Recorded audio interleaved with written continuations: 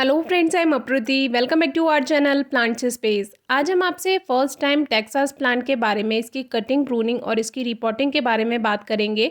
17 मार्च को हमने इसकी रिपोर्टिंग करने का सोचा, जो कि सबसे लास्ट में हमने टेक्सास प्लांट की प्रूनिंग यानी कटिंग की और इसको रिपोर्ट किया। लेट हो चुका था, लेकिन प्लांट को ठीक करना ज़रूरी था, क्योंकि जब से ये प्लांट लिया था तब से हमने इसको बिल्कुल भी प्रूनिंग कटिंग नहीं की थी। तो इसको पॉट से बाहर निकाला, लेकिन ये जो पॉट है इस पर पत्थर लगा होगा, कहीं से किसी ने फेंका होगा, तो ये क्रैक हो गया। इसको ठीक करने का तरीका है कि आप इसमें सीमेंट लगा दीजिए, ये ठीक हो जाएगा। मिट्टी की गुड़ाई करके प्लांट को बाहर निकाला। रूट बाउंड हो चुकी थी, इसीलिए ये ऐसा कैसा बाहर आ गया। सेम पॉट में हम पत्थर रखेंगे, ड्रेनेज होल चेक कर लेंगे, क्योंकि इसी में ही हमें प्लांट को शिफ्ट करना है। अब हमें इसकी थोड़ी सी रूट्स की ट्रिमिंग कर देनी है। नीचे से इस तरह से कट कर दिया है। बहुत से लोग रूट ट्रिमिंग करते हुए डरते हैं, लेकिन जैसे पौधों की कटाई छटाई की ज़रूरत होती है उसकी टहनियों की, वैसे रूट ट्रिमिंग सही टाइम पे करना भी ज़रूरी होता है। हर प्लांट में नहीं, लेकिन किसी किसी प्लांट में तो बहुत ज़्यादा ज़रूरी होता है। तो टेक्सास प्लांट की हमने रूट ट्रिमिंग भी कर दी साइड साइड से। इस तरह से मेन रूट बॉल को डिस्टर्ब नहीं करेंगे और एक्स्ट्रा रूट्स जितनी भी हैं वो सभी हटा देंगे। मुझे ये प्लांट बहुत पसंद है। एक तो रूट्स में बहुत ज़्यादा परेशानी नहीं आती है, दूसरा ये बहुत अच्छी फ्लावरिंग करता है, तीसरा एक easy to grow easy to care plant है। बहुत ज़्यादा पानी की ज़रूरत नहीं होती है, बहुत ज़्यादा खाद की ज़रूरत नहीं होती है। तो इस तरह से मेन रूट बॉल को हमने रेडी कर लिया। अब इसी मिट्टी में थोड़ा सा खाद मिलाएंगे। खाद के लिए आप काव डंग यानी गोबर की खाद ले सकते हैं, या वर्मी कंपोस्ट, कुछ भी ले सकते हैं। ड्रेनेज होल तो हम चेक कर चुके हैं। अब हमने ये गमला बदल कर लिया है, क्योंकि वो जो पहला वाला गमला है उसको ठीक कर लेंगे और ये जो पॉटिंग मिक्स बनाया है ये भर देते हैं। और बीच में एक लेयर हम इस बार सभी पॉट्स में डाला है खाद, तो बीच में एक लेयर खाद की डालेंगे। फिर से जो पॉटिंग मिक्स बनाया है वो भर देंगे। पॉट का लेवल, प्लांट का लेवल चेक कर लीजिए। ज़्यादा प्लांट बाहर भी ना रहे मिट्टी से और ज़्यादा अंदर भी ना रहे। ज़्यादा अंदर रहेगा तो नमी रहेगी, और पॉट के ऊपर रहेगा थोड़ा तो वो ओवर हीट होगा। जब सूरज की रोशनी पड़ेगी तब परेशानी आएगी। तो इस तरह से बीच में एक लेयर फिर से खाद की बना दी है, फिर से पॉटिंग मिक्स भर दिया है और हमारा प्लांट तैयार है। अब इसमें अच्छे से पानी भर देंगे।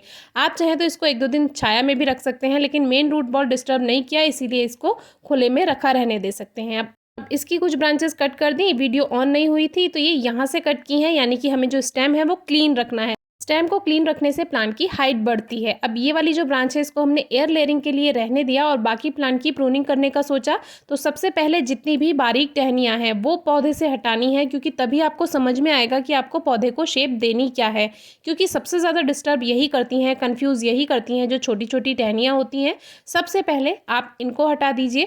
अब जो एयर लेयरिंग के लिए हमने ब्रांच को रहने दिया था, बाद में सोचा कि इसको भी हटा देते हैं, क्योंकि मेन प्लांट यानी मदर प्लांट है वो पहले सही रहना चाहिए। तो शेप अच्छी जाएगी, हाइट अच्छी जाएगी, तो उसको हमने फिर हटा ही दिया बाद में। और बाकी ये जो एक्स्ट्रा ब्रांचेस हमें लग रही थी वो सभी कट कर दी। अब सभी बारीक ब्रांचेस को हटाने के बाद इसमें केवल हेल्दी ब्रांचेस रखेंगे और हाइट उतनी रखें जितनी आपको प्लांट की सही लगती है। तो हमें इस तरह की शेप बनानी थी, तो ये बन गई है।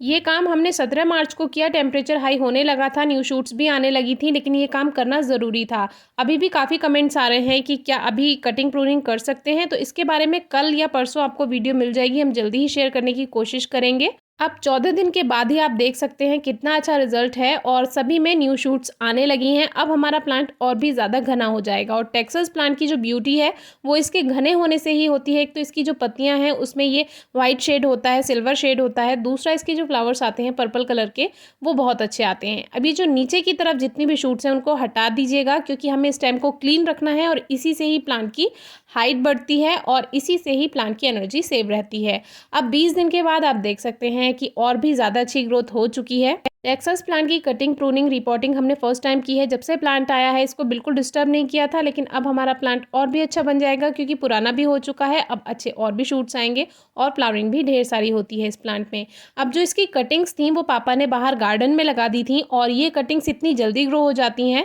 लेकिन सही समय पर ग्रो करने में। अब यहाँ एक्स्ट्रा कटिंग्स लगा देते हैं। देखिए, बुगनवेलिया की कटिंग्स लगाई थी वो भी कितनी हेल्दी हो गई हैं, अच्छा प्लांट बन चुका है।